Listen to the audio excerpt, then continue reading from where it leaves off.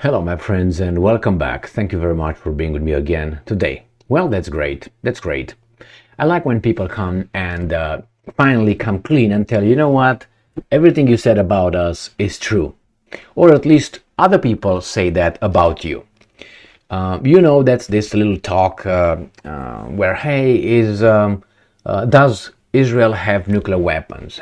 Oh no, it doesn't confirm, it doesn't deny, but we don't know, we blah blah blah. Okay, for certain reasons, nobody wants to know for sure. That's why there's no pressure from anybody important to check it out. I mean, they're very upset with Iran and other countries trying to have it, and other countries having it, like North Korea, but such a disinterest to find out if Israel has it.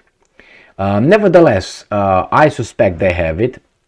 I'm 99% certain they have it. But hey, based on the information I read about in my life and the evidence I was provided. But you can check for yourself. Now, it's very interesting. This guy, his Captain Chuck Nash, is a U.S. Navy retired, okay? This comes at Fox News, and I will play this video for you, where he will tell us not straight, hey, Israel has nuclear weapons, but he implies by talking about deterrence. And it's a confirmation that doesn't come as a surprise for me, but maybe it comes as a surprise for you. And also, it doesn't mean that Mr. Nash knows what he's talking about. He needs to say certain things, and he's gonna say them. But it's a big implication and a question. If Israel has nuclear weapons, do you think they will use it? All right? Ask your question that, and by the end of this video I will give you my assessment of that. So let's go to this little video. Comes from Fox News. It says Israeli nuclear capability could be ultimate deterrence for Iran. Chuck Nash. Now, you see here, I don't see Israel possible nuclear capability, alleged. No, it's right there. It's a statement. It's a positive, affirmative statement over there. It's a positive. It's affirmative. Israel nuclear capability, it's a given. There's no debate. He doesn't say yes, could, might. Oh, for something like this, he could be, people could say, hey, what are you talking about? They don't have nuclear weapons. But no.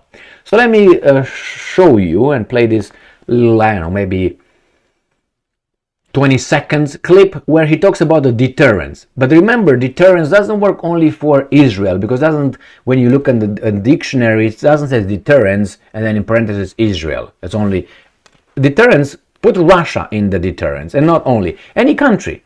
Put, for instance, North Korea instead of Israel. Imagine that this guy is talking about North Korea and United States. North Korea being Israel, and United States being Hamas, okay, or Iran in this case. Not Hamas, because they're not going to use nuclear weapons on Hamas. I hope they don't get that far. I mean, with Iran, it's a different story. Let's see, how do we start this? Ready?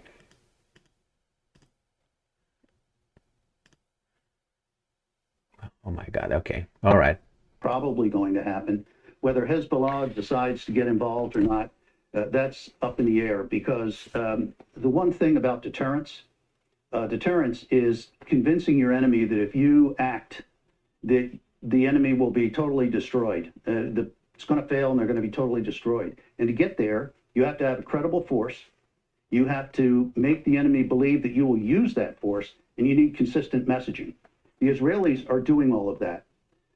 If they were to have a two-front war, that would be bad. If during that two-front war there were major uprisings in the West Bank, that would be disastrous. And the Israelis, as is pretty much widely known, they have nuclear weapons. They're not going to go down without taking a lot of people with them. So the deterrence is going to work against Iran, because Iran knows that they could get wiped out too. So I think the Iranians are, in the end, going to put pressure against Hezbollah to not get involved, not widen this thing anymore. All right. Do you have any doubt that Israel will use nuclear weapons? I have 99% certainty they will use it. And the countries supporting Israel will nod in approval. All right? Remember that there was only one country who used atomic bombs.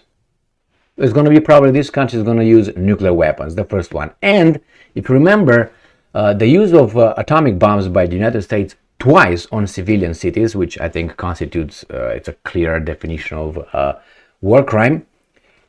It's still viewed in general as being,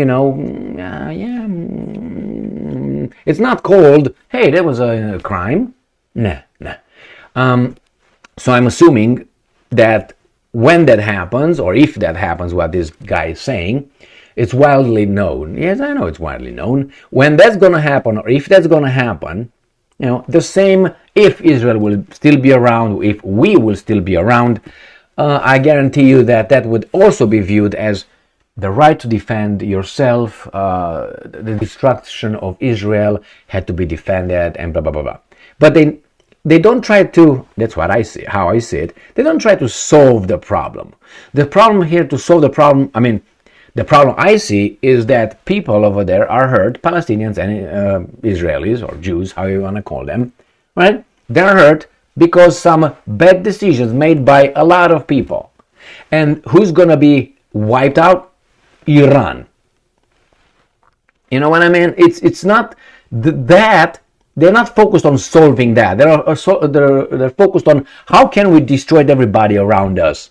How can we defend ourselves against all these guys?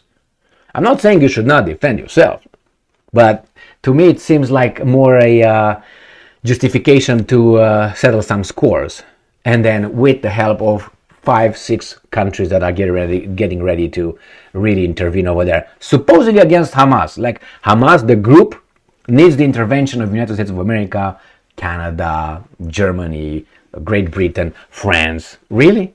Do you think so? And Israel.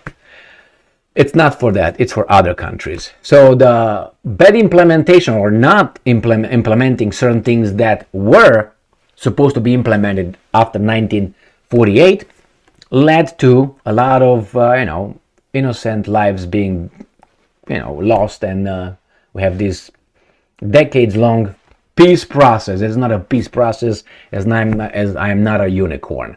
So yes, this guy says, deterrence, they have it. And now my answer, I think Israel will have no problem using nuclear weapons against anyone who they want. Anyone. And I also say 99% that these countries that I mentioned will have no problem defending that decision and pointing out that the actual aggressor and the person that really deserved that was Iran. Not these guys who in 1948 did something and then they fucked up since then. And I'm not talking about Israel. I'm talking about the guys who were in charge at that time. Well, there were some other groups that were in charge over there as well, or involved in things, but ultimately the power should have been rested in what? In the Western world, who actually formed that thing over there. Not Israel formed itself. Did it? Watch it. Be careful what you're gonna say about it. Israel did not form itself over there. It was formed by the big powers that decided, and then they said this is going to be, look at when Israel was formed in 1948, which that's not my business, okay? They said another state will be created. What happened? Well, they attacked us, that was the point. Well, maybe you should have thought about it before. And what did you do after that? Like each and every policy they instituted after that decision, it was like wrong. They all got it wrong somehow. For some, they got it wrong. For others, not so wrong. Anyway, my friends, so we know they have nuclear weapons, and I think they would use them. And the pretext would be, defending ourselves, and for that, we can do what the fuck ever we want, because these guys cover for us. You don't want to get in the eyesight, right? You know who the eye is. Thank you very much for being with me again today. Stay strong, stay smart, look for the truth, and be just.